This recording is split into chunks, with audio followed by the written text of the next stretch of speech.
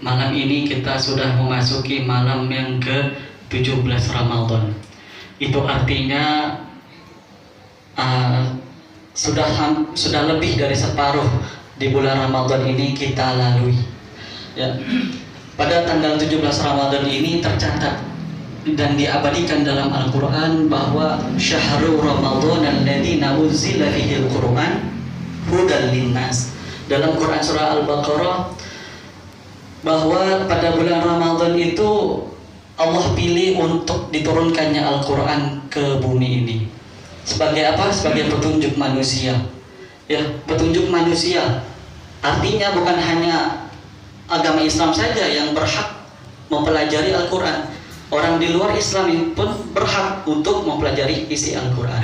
Maka kita jangan mau kalah, jangan mau ketinggalan berita dalam Al-Quran. Nah, baik Bapak Ibu sekalian, tapi bukan itu yang tema kita pada malam hari ini. Tema kita pada malam hari ini adalah berawal dari satu pertanyaan. Ya, mungkin banyak juga di benak-benak Bapak dan Ibu sekalian bahwa ada riwayat yang menjelaskan, dari riwayat Tirmizi menjelaskan bahwa pada bulan Ramadan itu setan-setan dibelenggu. Ternyata riwayat itu betul. Cuman cara kita untuk melihat, memahami isi dari riwayat itu bagaimana? Ya, timbul lagi pertanyaan. Bahkan yang bertanya ini bukan dari golongan umat Muslim, umat yang lain. Pertanyaan begini, baik, kalau seandainya setan-setan itu dibelenggu pada bulan Ramadan, ya, kenapa sampai pada hari ini 17 Ramadan masih banyak kejahatan berkeliaran di muka bumi ini? Salah satu contohnya ada sandal hilang di masjid. Ya, itu dalam bentuk kejahatan yang paling kecil. Bahkan dilakukan di mana? Di masjid. Ya, katanya setan dibelenggu, tapi kok masih banyak ya polisi yang merazia pasangan yang bukan suami istri di hotel, di kos dan lain sebagainya. Katanya setan dibelenggu. Nah, baik Bapak Ibu sekalian, kalau misalkan pertanyaan ini tidak bisa dijawab oleh kita, maka Islam kok tidak ada masuk logika ya, tidak ada akal. Nah, maka kita perlu memahami riwayat-riwayat seperti ini. Caranya gimana? Caranya kita melihat dari riwayat yang lain. Ya, jadi yang dimaksud setan dibelenggu itu apa maksudnya? Setan dibelenggu itu maknanya seperti setan dikurung. Nah, ternyata ada hadits satu lagi yang bisa menjelaskan riwayat yang tadi, yaitu setan itu ya ternyata menggoda manusia melalui pembuluh darah. Maka persempitlah dengan puasa.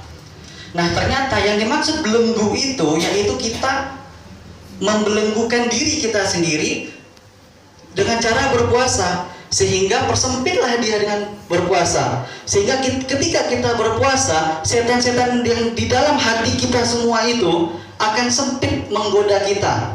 Sebagai contoh, misalkan kita lagi puasa, benar-benar puasa mengharapkan rahmat dari Allah. Ada sandal bagus di depan, wah, nih bagus nih sandal nih, boleh dibawa pulang untuk lebaran. Ya, tapi karena kita berpuasa dengan sungguh-sungguh mengharapkan rahmat dari Allah, kita mikir, kalau aku ketangkap, dikejar, lari aku ngos-ngosan, tidak kuat. Nah, itu salah satunya. Yang kedua, aku sedang berpuasa. Nah, sehingga setan yang ingin membujuk manusia di dalam hati, adalah curi. Nah, tapi ketika kita sedang berpuasa, kita menjadi lemas. Ya, tidak ada kemampuan untuk lari. Ya, berpikir bahwa sedang berpuasa, sehingga setan yang di dalam hati kita itu akan sempit untuk menggoda kita.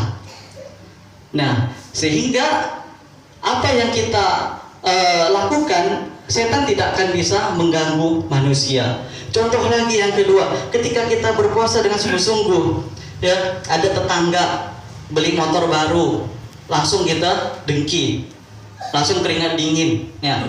Ya, karena apa? Karena kita dalam hati itu digoda oleh setan. Ya, maknanya itu bukan setan itu dibelenggu di neraka jahanam sana, bukan, di dalam hati kita masing-masing. Ya. Baru tetangga punya kendaraan baru, kita iri. Ya, kita jadi ya fitnah dan lain sebagainya.